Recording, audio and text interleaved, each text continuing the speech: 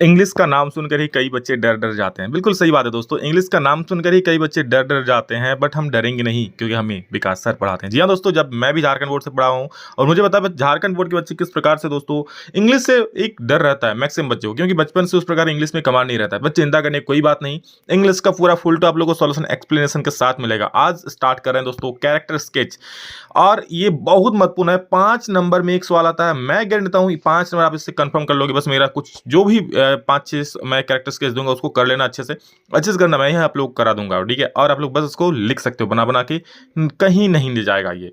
तो चलिए फटाफट से देखते हैं, आज 2 कैरेक्टर स्केच देखेंगे। एक सबसे पहले भोली का, जी हाँ, भोला भाला भोली। तो चलो करते हैं शुरू। तो तैयार हो जाओ गुरु, एकदम ईजी लैंग्वेज में, इससे आसान लैंग्वेज आपको कहीं भी नहीं मिलेगा, ठीक है। बस आप समझने का प्रयास करोगे तो भाई एक जो वीडियो है ना जो भी 8-10 मिनट का, इसी में आप पूरा का पूरा 2 क्वेश्चंस क्लियर कर लोगे, ठीक है। चलिए देखते हैं क्या है भोली। देखो कैरेक्टर स्केच मतलब होता है कि भोली कौन है, भोली कैसी है, भोली की क्या करती है, भोली भोली है कि नहीं है, सारा चीज। भोली was a very simple girl, simple girl है, बहुत सिंपल गर्ल है भोली, ठीक है। क्या है, भोली was a very simple girl, वो बहुत ही सामान्य सी लड़की थी। भोली was the 4th daughter of Ramlal, भोली क्या रामलाल की चौथी पुत्री थी, ठीक है। रामलाल हैड 4 चिल्ड्रेन, भाई यहाँ पर थोड़ा सा गलती है, रामलाल का 4 नहीं 7 बच्चे थे, ठीक है। यहाँ पर 7 कर लेना, क्या करना 7। Ramlal has 7 children's and he is revenue officer of his village, क्या रामलाल के 7 बच्चे थे, ठीक है। और क्या 7 बच्चे थे और वो अपने गांव का क्या रेवेन्यू ऑफिसर था। भोली had an injury in her head when she was 14 month old, क्या भोली had an injury in her head, भोली के सर में चोट लगा था। कहां पर, भोली had an injury in her head, भोली के सर में चोट लगा था। When she was 10 months old, जब वो 10 महीने की थी तो उसके सर में दोस्तों चोट लगा था, ठीक है। सिंपल सिंपल लिखा हुआ है। She was pretty at the time of her birth, जब वो जन्म हुआ था उसका देखने में बहुत अच्छी प्रिटी थी एकदम। But at the age of 2 Bholi had an attack of small pox, देखो देखने में जब उसका जन्म हुआ तो बहुत अच्छी थी, लेकिन 2 साल की उम्र में क्या होता है, उसे पॉक्स होता है, ठीक है। स्मॉल पॉक्स होता है, छोटे छोटे मतलब शरीर पे धब्बे हो जाता है ना, चिकन पॉक्स टाइप का, तो वो उसे होता है, ठीक है। और जिसकी वजह से क्या होता है, भोली had an attack of small pox, और जिसकी वजह से उसके शरीर पर क्या होता है, बहुत धब्बे बन जाते हैं। Therefore there are very deep black marks on her whole body, क्या डीप ब्लैक मार्क्स, काला काला धब्बा हो जाता है उसके शरीर में। देखिए होंगे बहुत किसी को जो होता है काले काले दाग हो जाते हैं, ठीक है। That is why there is a deep black marks on her whole body, पूरे शरीर में। She started speaking at the age of 5, she started speaking, वो बोलना शुरू करती है कब, एट द एज ऑफ 5, 5 साल की उम्र में।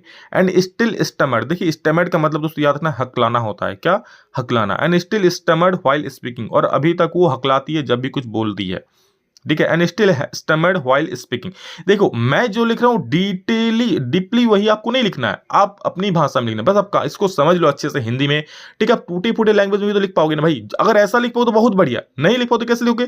बस मेरी कहानी को हिंदी में याद रखना कि भोली कैसे लिखती, भोली बहुत ही सामान्य लिखती तो लिखना भोली वाज ए सिंपल गर्ल, ठीक है। क्या उसे चोट लगा था, तो she had an attack of small pox, ठीक है। इस प्रकार से कर सकती हो, उसे स्मॉल पॉक्स का अटैक हुआ था। ये सारा चीज मतलब बिल्कुल सिंपल में आप लोग कर दे सकते, कोई दिक्कत नहीं है। And still stammered while speaking, other children made fun of her, देखो other children made fun of her मतलब क्या, दूसरे बच्चे उस पर हंसी उड़ाते हैं, मजाक उड़ाते हैं। This was the reason why Bholi spoke very little, और यही कारण था कि भोली बहुत कम बोलती थी। Ramlal's other children were strong and healthy, Ramlal के जो बाकी बच्चे थे वो क्या मजबूत थे और हेल्दी भी थे, स्वस्थ भी थे। बट भोली वॉज नॉट लाइक देम, भोली उनके जैसे नहीं थी, भोली उनके जैसे नहीं थी। Bholi's teacher changed Bholi's character, भोली का टीचर रहता है ना स्कूल का, वो भोली का कैरेक्टर को चेंज करता है। मेड हर मोर कॉन्फिडेंट, और इसलिए दोस्तों जब भोली के शादी के लिए एक रिश्ता आता है बिशंबरनाथ का, जो कि एक बूढ़ा लंगड़ा आदमी रहता है, ठीक है।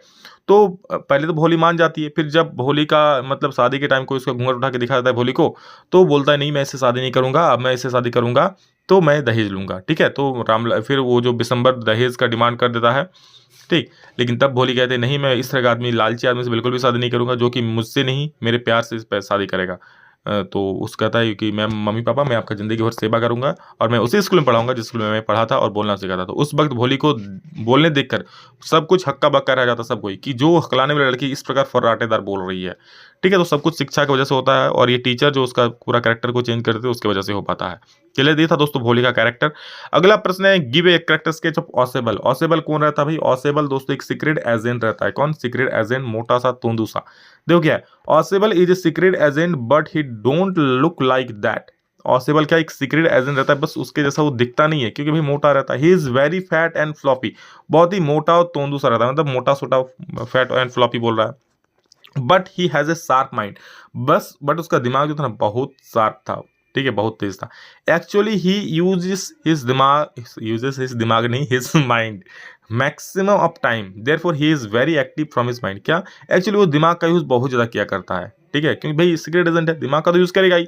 Therefore he is very active from his mind, और अपने दिमाग से बहुत इसलिए एक्टिव रहे। Ausable had an important paper, Ausable के पास क्या एक इंपॉर्टेंट पेपर रहता है। मैक्स इंटर हिज रूम, अब मैक्स कौन है भैया, ये कहाँ से आ गया?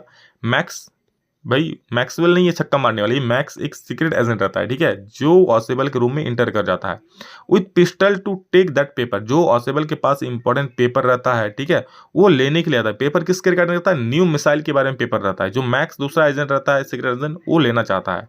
वो पिस्टल के साथ ऑसेबल के रूम में एंट्री कर जाता है। But still Ausable was not nervous, but फिर भी ऑसेबल क्या नर्वस नहीं होता है। ठीक है, वो अपना आपा नहीं खोता है।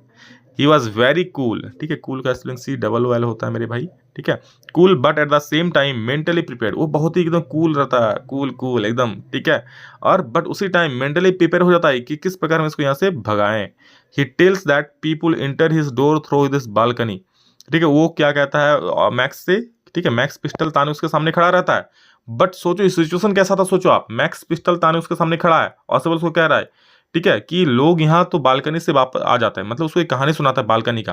किसको? मैक्स को, कि लोग मेरे कमरे में बालकनी से घुस आते हैं क्योंकि बालकनी खुला रहता है। ठीक है, और किसी को भागना होता है तो बालकनी से ही भाग जाते हैं। इसी बालकनी की वजह से सारा परेशानी होता है। ठीक है, तो मैक्स को लगता है कि मैक्स तो एक्चुअली आया है चाबी से। ठीक है, डुप्लीकेट चाबी से।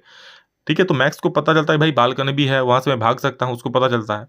ठीक है, but actually there was no balcony. ठीक है, बट वहां पर एक्चुअली बालकनी नहीं होता है। ठीक, देखा गया। Then is servant knocks at the door, उसके बाद एक नौकर क्या होता है, दरवाजा खटखट टक टक टक टक ठक टकाता है। अब डर जाता है मैक्स, भाई कौन आ गया। और इस डर का फायदा उठा के ऑसेबल क्या करता है, बोलता है भाई ये पुलिस है। बट ऑसेबल tells it is the police. ठीक है, पुलिस आ चुका है, भागो मैक्स भागो, पुलिस आ चुका है। मैक्स आओ ना देखा ताओ, सीधा लगा दिया छलांग और ना नीचे गया, सीधा चल गया ऊपर। जी हाँ दोस्तों, क्योंकि वहाँ बालकनी था ही नहीं, सीधा नीचे गिरा ऊपरी मंजिल से और सीधा चल गया ऊपर। मैक्स का कहानी खत्म, tata bye bye. By hearing this Max jumps into the balcony and he falls down from the building, और वो बिल्डिंग से वो नीचे गिर जाता है। दोस्तों ये था दो कैरेक्टर स्केच आप लोगों का, एक मिस भोली का और एक मिस्टर ऑसेबल का।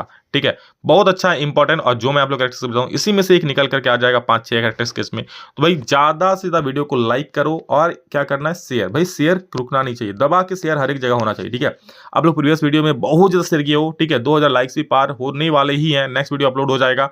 ठीक है, इस प्रकार मेरे वीडियो सेशन सीरीज आ रहे हैं, देखो एग्जाम में बहुत ज्यादा फायदा होगा। सभी को जरूर शेयर कर देना, मैं ये कह रहा हूँ क्योंकि सभी को इसका लाभ मिले। एग्जाम तक पढ़ो अच्छे से, बहुत अच्छा नंबर आएगा। ठीक है, और हाँ, चैनल पर पहली बार आए भाई तो सब्सक्राइब कर ही देना।